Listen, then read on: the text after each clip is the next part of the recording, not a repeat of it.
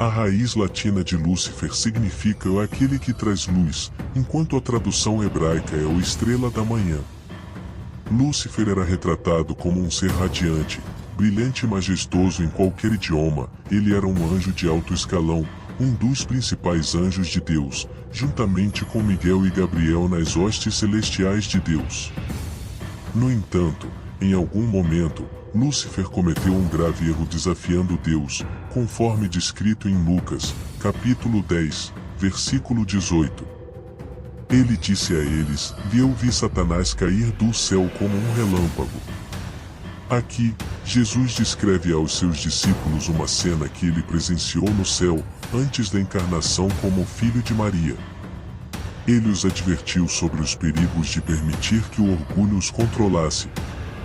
Essa cena descrita foi o julgamento de Deus sobre um anjo criado chamado Lúcifer, que ocupava uma posição de honra única no céu, conforme descrito em Ezequiel, capítulo 28, versículos 12 e 15. Filho do homem, faça uma lamentação pelo rei de Tiro e diga-lhe: Assim diz o Senhor Deus, você teve a medida completa de perfeição e o toque final de completude, cheio de sabedoria e perfeito em beleza. Você estava no Éden, o jardim de Deus. Toda pedra preciosa era a sua cobertura, o rubi, o topázio, o diamante, o berilo, a ônix e o jaspe, a safira, a turquesa e a esmeralda, o ouro, a obra-prima dos seus encaixes e das suas placas, estava em você, no dia em que foi criado. Foram preparados de Deus e andava entre as pedras de fogo. Perfeito eras nos teus caminhos desde o dia em que foste criado, até que a iniquidade se achou em ti.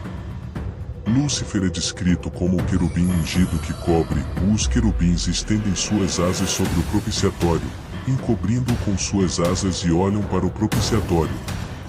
Lúcifer era exemplar em beleza, mas o orgulho o levou a desafiar Deus e buscar um lugar de igualdade com ele.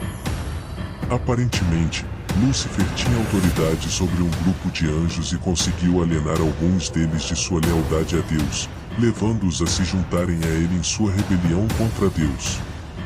Como resposta, Deus lançou Lúcifer e seus parceiros rebeldes para longe de sua presença. Para descrever a atividade de Lúcifer e influenciar alguns anjos a se voltarem contra Deus por meio de sua trama persistente, o livro de Ezequiel, capítulo 28, versículos 16 a 19, da Bíblia Amplificada, declara: Pela abundância do seu comércio, você se encheu de violência e pecou. Por isso, eu lancei por terra, fiz de você um espetáculo para os reis, para que estes o vissem. Pela multidão das suas iniquidades, pela injustiça do seu comércio, você profanou o seu santuário.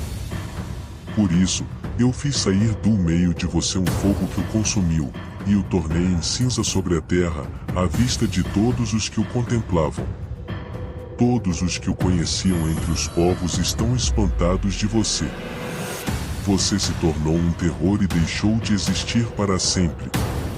Eu trouxe um fogo do seu meio, ele o consumiu e reduziu você a cinzas na terra, diante de todos que olham para você. Todos os povos e nações que o conheciam estão horrorizados com você. Você se tornou um espetáculo terrível e aterrorizante e deixará de existir para sempre. Em algumas versões da Bíblia, a palavra comércio é aplicada a alguém que se comporta como um disseminador de fofocas ou caluniador. Em outras palavras, pode ser descrito como alguém que trafica tanto mercadorias quanto fofocas. Em vários outros livros da Bíblia, como Levítico, Provérbios e Jeremias, essa palavra é traduzida como disseminador de fofocas ou caluniador. Por exemplo, em Provérbios, capítulo 20, versículo 19, somos advertidos contra ambos os tipos de pessoas, e aquele que anda tagarelando revela segredos, portanto, não se associe com quem fala demais. Isso ilustra o que Lúcifer fez ao se aproximar dos seres angelicais criados e promover uma rebelião organizada contra Deus. A queda de Lúcifer não aconteceu repentinamente, mas foi cuidadosamente planejada ao longo do tempo. Ele organizou uma revolta contra Deus, convencendo cerca de 1/3 dos anjos a se juntarem a ele em sua rebelião. Essa estimativa é baseada em uma declaração sobre Satanás no livro de Apocalipse, capítulo 12, versículo 4, da sua cauda levou a terça parte das estrelas do céu e lançou-as sobre a terra. Essa passagem interpreta a frase "o estrelas do céu" como referindo-se a todo o grupo de anjos. A atividade de Lúcifer não se limitou ao céu, mas continuou na terra. Ele buscou minar várias formas de autoridade que Deus estabeleceu, tanto na igreja quanto no mundo. Quando Lúcifer foi expulso do céu, não interrompeu sua rebelião, mas continuou estabelecendo seu próprio reino em oposição ao reino de Deus. O orgulho foi o pecado original de Lúcifer. Seu coração se elevou por causa de sua formosura, corrompendo sua sabedoria. Ele foi expulso do monte de Deus, motivado pela ambição de ser igual a Deus. O orgulho é considerado o pecado mais letal, pois muitos podem evitar cometer adultério ou embriagar-se, mas são facilmente seduzidos pelo orgue. Orgulho sem reconhecer quão prejudicial ele é. A queda de Lúcifer, ou Satanás, começou no céu antes de se manifestar na terra. O pecado original foi o orgulho, e este pecado é o mais letal de todos. Muitos que evitam outros pecados são seduzidos pelo orgulho, sem perceber o quão prejudicial ele é. Lúcifer, tão belo, encheu-se de orgulho, levando a sua transformação em Satanás. É vital compreender que o primeiro pecado no universo não foi assassinato, adultério ou qualquer outro, mas sim orgulho. Foi o orgulho que gerou a rebelião, distorcendo os dons dados por Deus para a autodestruição.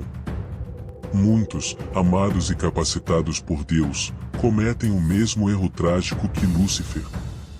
O profeta Isaías, nos capítulos 14, versículos 12 a 15, analisa a motivação por trás da rebelião de Lúcifer, a ambição de ser igual a Deus.